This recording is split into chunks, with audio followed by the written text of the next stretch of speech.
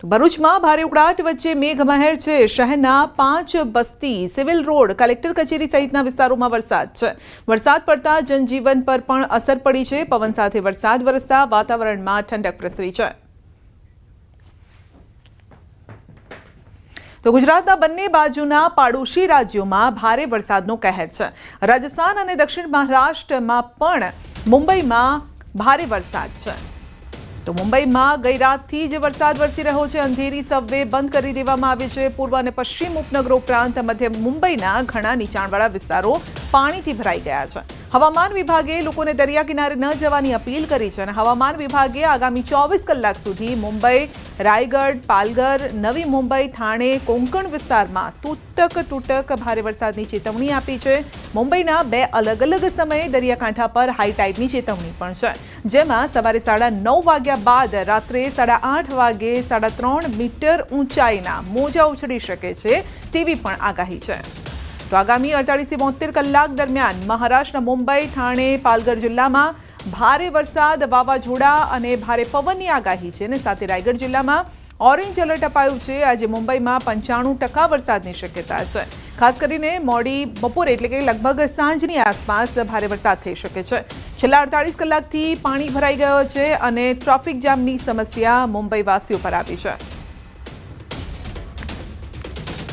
સુરતમાં દર વર્ષે સર્જાતી ખાડીપૂરની સમસ્યાને લઈને મનપાની કાર્યવાહી। ખાડીપૂર માટે જવાબદાર ઇમારતોનું ડિમોલિશન। કરંજ ખાડીને નડતરરૂપ જવાહરનગરની 6 ઇમારતોનું ડિમોલિશન કરાયું છે। 3000 ચોરસ મીટર બાંધકામ તોડી પડાયું છે। વરાછા ઝોને કરંજ ખાડીને નડતરરૂપ 6 ઇમારતોનું ડિમોલિશન કર્યું છે।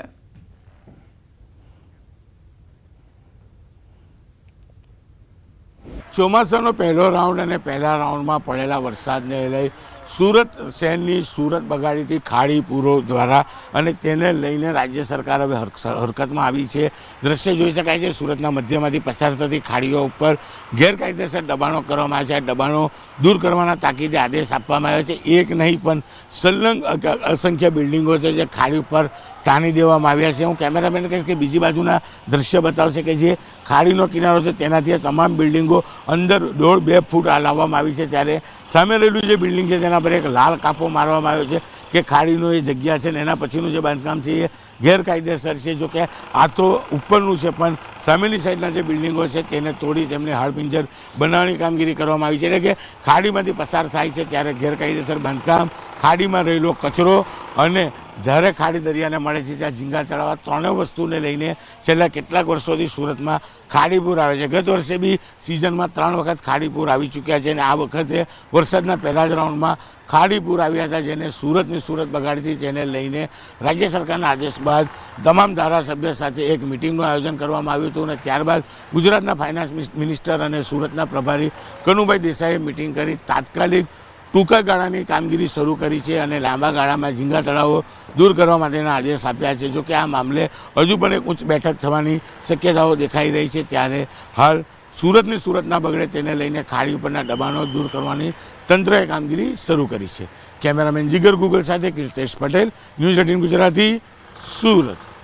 ગુજરાતનું શહેર સુરત અનેક ઉપનામથી ઓળખાય છે, ક્યાંક બ્રિક સિટી તો ક્યાંક સ્માર્ટ સિટી। પણ થોડા સમય પહેલાં પડેલા વરસાદને લઈને આ સુરત રેડ સિટી તરીકે ઓળખાતી થઈ હતી અને આની ગંભીર નોંધ સરકાર અને તંત્રએ લીધી છે। આપણી સાથે સુરતના પ્રથમ નાગરિક મેયર દક્ષેશ માવાની છે। આપણે સીધા વાત કરીએ, સાહેબ, રેડ સિટી તરીકે ઓળખાતા સુરતની છાપ સુધારવા માટે એક મિટિંગ થઈ હતી, કયા પ્રકારની કામગીરી ચાલી રહી છે? આદરણીય CR પાટીલ સાહેબના નેતૃત્વમાં આ ખાડીપુર કાયમી નિવારણ માટે એક મિટિંગ થઈ હતી। એમાં તમામ અધિકારીઓની ઉપસ્થિતિમાં પાટીલ સાહેબે કીધું 2 કામ તમે તાત્કાલિક ધોરણે આદરી નાખો। એક તો લાંબા ગાળાના કામ અને ટૂંકા ગાળામાં। ટૂંકા ગાળામાં ખાડીનું એન્ક્રોચમેન્ટ, ખાડીમાં કોઈ પણનું બાંધકામ હોય તો અત્યારે તાત્કાલિકના ધોરણે દૂર કરો। મહાનગરપાલિકાએ એ બધા જ લોકેશન ટ્રેસ કર્યા અને એક સાથે તમામ ઝોનમાં અત્યારે એન્ક્રોચમેન્ટનું કામ શરૂ છે। વરાછા રોડની અંદર ખાડીની અંદર 7 થી 8 બિલ્ડિંગ વર્ષોથી બાંધી દીધા હતા અને એ એક સાથે અત્યારે મેગા ડિમોલિશન ત્યાં ચાલી રહ્યું છે। એટલે આવનાર સમયમાં હું તમામ જનતાને આપણે ચેનલના માધ્યમથી પણ એક અપીલ કરું છું કે ખાડી કાંઠે કોઈ પણ ગેરકાયદે બાંધકામ નહીં કરે, નકર તે લોકોની પણ હાલત આવી જ થશે. એટલે આવનાર સમયમાં જે લાંબા ગાળાના કામ છે કે સુરતમાં કાયમી ધોરણે ખાડીપુર ન આવે તેની માટેનું એક આયોજનની મિટિંગ રાખવામાં આવી છે. અત્યાર સુધીમાં 35,000 મીટર જેટલા ઝીંગા તળાવને દૂર કર્યા છે અને હજી પણ કામગીરી શરૂ છે. જ્યાં સુધી એક પણ ઝીંગા તળાવ નહીં રહે ત્યાં સુધી આ કામગીરી અમે શરૂ રાખશું તેવું કલેક્ટરશ્રીએ નિવેદન આપ્યું હતું. બિલકુલ સ્માર્ટ સિટી સુરતનું નામ જે રીતે રેલ સિટી તરીકે ઓળખાતું હતું, ફરી વખત આ નામ ના આવે અને સ્માર્ટ સિટી ફરી એક વખત સ્માર્ટ બને તેને લઈને રાજ્ય સરકાર હોય કે મહાનગરપાલિકાનું તંત્ર હોય, સત્તાધીશો હોય કે મેયર હોય, તમામ લોકોએ ખાડી પર બનેલા ગેરકાયદેસર દબાણો દૂર કરી મકાનોને હાડપિંજર બનાવવાની શરૂઆત કરી દીધી છે. 6 જેટલા મકાનો તૂટ્યા છે અને ખાસ કરીને સિટીમાંથી પસાર થતી ખાડીઓના છેડે આવેલા દરિયા પાસેના જે ઝીંગા તળાવ છે તેને પણ દૂર કરવાની કામગીરી શરૂ કરી છે. જો કે આ બાબતે 2 હાઈ લેવલની મિટિંગ તો થઈ ચૂકી છે, પણ આગામી દિવસમાં વધુ એક હાઈ લેવલની મિટિંગનું આયોજન પણ કરવામાં આવ્યું છે. કેમેરામેન જીગર ગુગલ સાથે કીર્તેશ પટેલ, ન્યૂઝ 18 ગુજરાતી, સુરત. સુરતના ઉધના લિંબાયતને જોડતા ગરનાળામાં પાણી ભરાયું છે. વર્ષો જૂના ગોવિંદનગર ગરનાળામાંથી લોકો ત્યાં રહે છે, અવરજવર કરે છે, પરંતુ ચોમાસા દરમિયાન હોય કે પછી સામાન્ય દિવસો અહીં પાણી ભરાઈ જાય છે, જેના કારણે રાહદારીઓ વાહન ચાલકોને ભારે પરેશાની રહે છે. રોડનું અને ખાડાની પાણી પણ ગરનાળામાં આવતું હોય છે. આ ગોવિંદનગરનું ગરનાળું છે, અહીંયા બહુ જ આવવા જવાની તકલીફ વધારે પડે છે, કારણ કે આ છે ને ખારાઓ પણ બહુ છે, અંદર મત્તીઓ પણ બહુ છે, એટલે અમારી ગાડી બધી સ્લીપ ખાય છે. સરકારને આટલી જ વાત કરવા માંગુ છું કે આ ફટાફટ બનાવો, આવવા જવાની તકલીફ વધારે થાય છે. Road number 0 Udhna Sanjaynagar railway ગરનાળામાં કાયમી પાણીનો ભરાવાની જે સમસ્યા છે એના માટે વારંવાર લેખિત, મૌખિક, ઓનલાઈન અરજી કરવા છતાં આનો કાયમી ઉકેલ આવેલ નથી અને ગરનાળામાં મોટા ખાડાઓ પડી જવાથી આવતા જતા વાહનો પડી જાય છે. કેટલાક લોકોનું હાથ અને પગને ચોટ આવેલ છે. ગંદા પાણીનો ભરાવો જે છે તેને તાત્કાલિક ઉકેલ આવે અને તાત્કાલિક એનો નિકાલ થાય એવી અમે આશા અપેક્ષા છે. ખેડાના માતરના ખોડિયારપુરામાં કેનાલમાં ગાબડું પડ્યું. કેનાલમાં મોટું ગાબડું પડતા 1000થી વધુ વીઘા જમીનમાં પાણી ફરી વળ્યા. સિંચાઈ વિભાગને વારંવાર રજૂઆત કરવા છતાં કાર્યવાહી ન કરી હોવાનો ખેડૂતોનો આક્ષેપ છે. સિંચાઈ વિભાગ દ્વારા કેનાલની મરમ્મત ન કરાતા ગાબડું પડ્યું છે અને ડાંગરના પાકમાં આ પાણી ફરી વળ્યું છે, જેના કારણે ખેડૂતો ચિંતિત બન્યા છે. માતર તાલુકા પંચાયત સભ્ય ખેડૂતોની વહારે આવ્યા છે અને તાત્કાલિક અસરે ગાબડું પુરાવવા અને પાણીના નિકાલની વ્યવસ્થા કરવા માટે કામગીરી હાથ ધરવામાં આવી. ખેડૂતોના પાકને વ્યાપકપણે નુકસાન છે અને ખેડૂતોએ પોતાના ઘરેણા ગીરવે મૂકી ડાંગર રોપી હતી. વેચાતું ધરું લાવી ડાંગર રોપી હતી, પરંતુ તેના પર પાણી ફરી વળ્યું.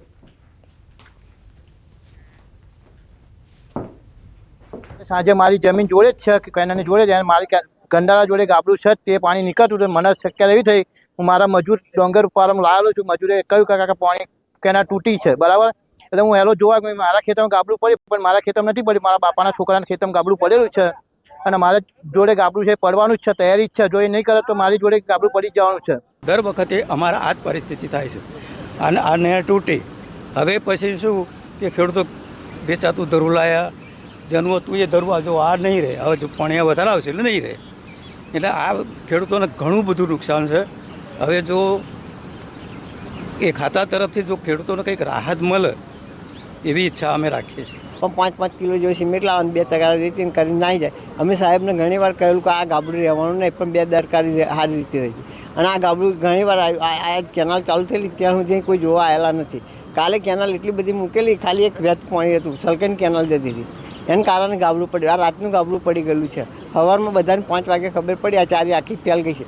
અમારો પ્રયત્ન એ છે કે અત્યારે એક તો ખેતીની સિઝન હોય તો આ ખેડૂતોને પાણીની જરૂર ઊભી થતી હોય કે આ કેનાલ તૂટી છે કે જેના કારણે આગળના ખેડૂતોને પાણી મળવું શક્ય નહીં અને અહીં આગળ જે ખેડૂતોનો પાક ડૂબ્યો છે એ લોકોને રોપણી થઈ ગયેલી હતી છતાંય નુકસાન ગયું છે. એટલે અમારા 2 પ્રયત્નો છે કે એક તો આ જે ગાબડું પડ્યું છે એને વહેલામાં વહેલી તકે અમે જાણ કરી દીધી છે. એ લોકો અધિકારીઓ બધા બપોરે બધો એમનો કાફલોને સામાન લઈને પહોંચવાના છે અને રિપેરિંગની કામગીરી ચાલુ કરી દેશે એવી એમણે અમને ખાતરી આપી છે.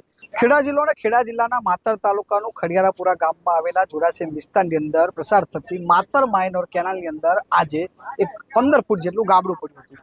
ગાબડું પડવાનું કારણ તો ખબર નહીં, પરંતુ રાત્રે 1:30 વાગે પડેલું ગાબડાના કારણે હજારો વીઘા જમીન અંદર સિંચાઈના પાણી ફરી વળ્યા છે. મારી પાછળ તમે જે જોઈ રહ્યા છો જે પ્રકારે અત્યારે સ્થિતિ છે કે તે પ્રકારે અહીં આગળ હજારો વીઘા